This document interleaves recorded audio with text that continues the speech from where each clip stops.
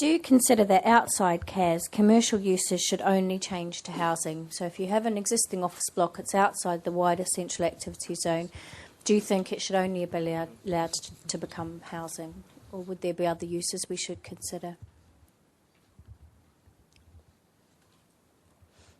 Is there any support for it being restricted to housing?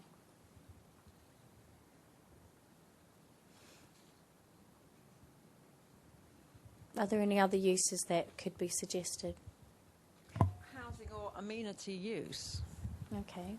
for example. Would that include social and community facilities? It could and do. that type of thing? Absolutely. Okay. Anything that supports the residential. Okay. Would there be any yes, sorry. Hi, Hugh Morgan, DP9. Presumably there are instances where there'll be other commercial uses which could be appropriate. So I'm not sure that it should just be a blanket ban on going straight to residential or community use. Maybe retail, maybe something else, who knows, but potentially there might be some appropriate commercial uses. Okay, so what if it was specifically related to offices? Are there any particular uses that you think would be appropriate? Would you see, say, office to retail as appropriate, or would that have different effects on the local area?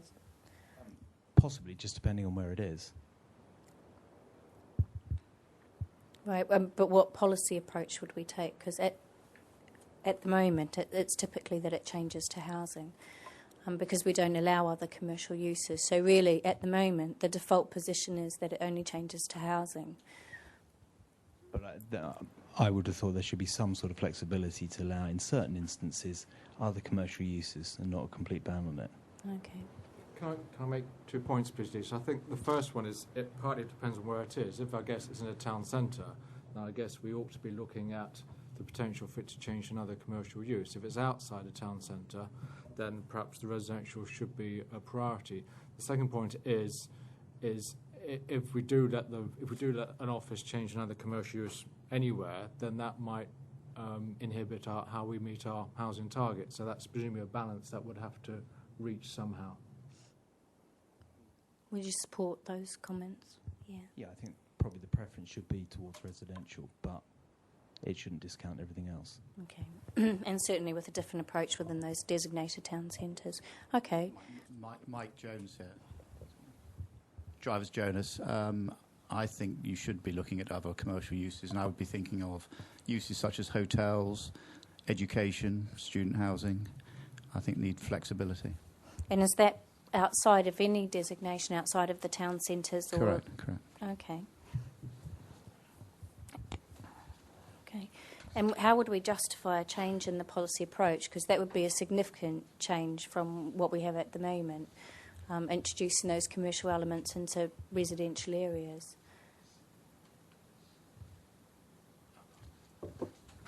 Any suggestions or?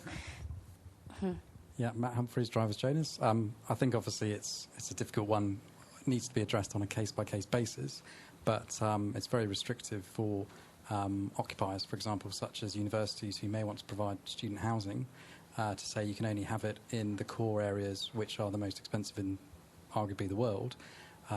If you have flexibility to provide things like student housing, which if they're well managed and well organised, they can actually be okay and work well with the residential amenity in the area.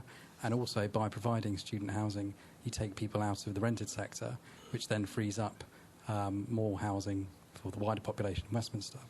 So it's really looking at the knock-on effects of that. And then again, I think the issues about hotels, it's all very well saying that they must be within the CAS, but sometimes if they're smaller or serve a local basis, then that would be beneficial and in some instances would be better located outside. Sorry, can you help me? You're saying town centres. Can you define what town centres in your speak means?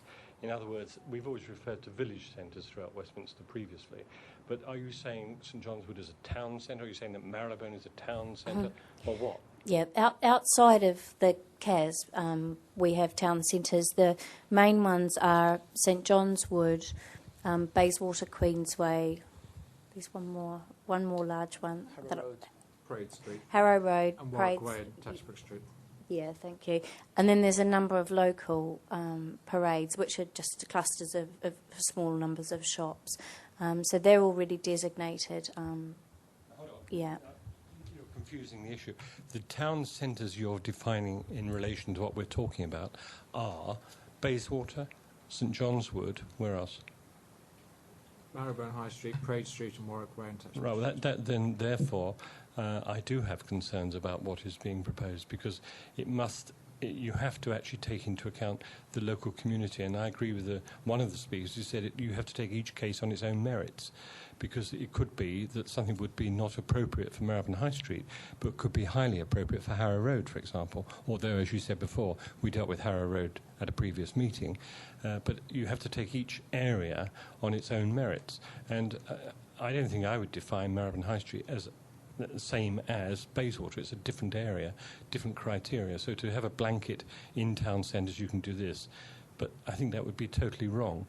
And I would like to see really it being on its own merits and if it's appropriate for the local area.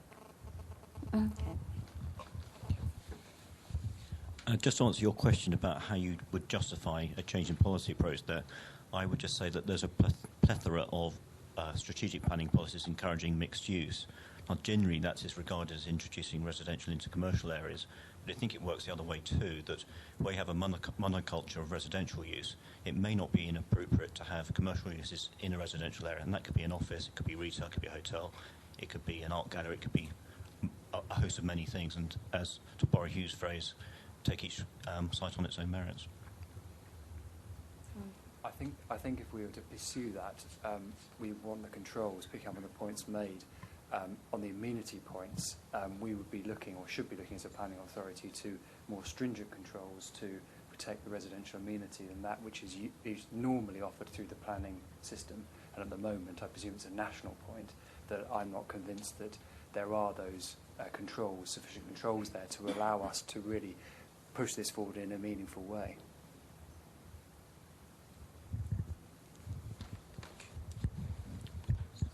I guess the other thing to raise is whether or not anyone considers, the reasons that we've been given before is that obviously residential areas at the moment, quite aside from many of the impact, they have a particular character. They are residential areas, and introducing more commercial areas would change their character and change their function.